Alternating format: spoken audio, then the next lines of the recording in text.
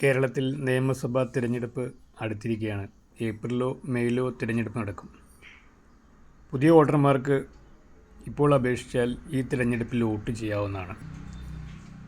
ജനുവരി 22 വരെ അപേക്ഷ നൽകിയാൽ ഫെബ്രുവരി 21 വരുന്ന SIRൻ്റെ ഫൈനൽ ലിസ്റ്റിൽ ഇടം പിടിക്കാം.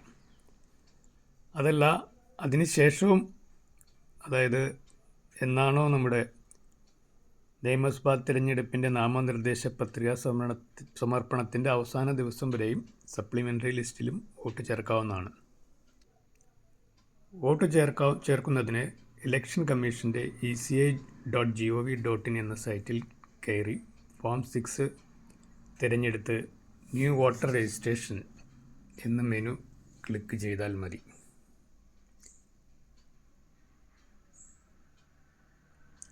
പ്രവാസി വോട്ടർമാർക്ക് ഫോം 6A ആണ് സെലക്ട് ചെയ്യേണ്ടത്. അപേക്ഷയോടൊപ്പം കളർ ഫോട്ടോയും വയസ്സ്, വിലാസം എന്നിവ തെളിയിക്കുന്ന രേഖകളും അപ്ലോഡ് ചെയ്യണം. കൂടാതെ അടുത്ത ബന്ധുവിൻ്റെ തിരിച്ചറിയൽ കാർഡ് നമ്പറും മൊബൈൽ നമ്പറും വേണം.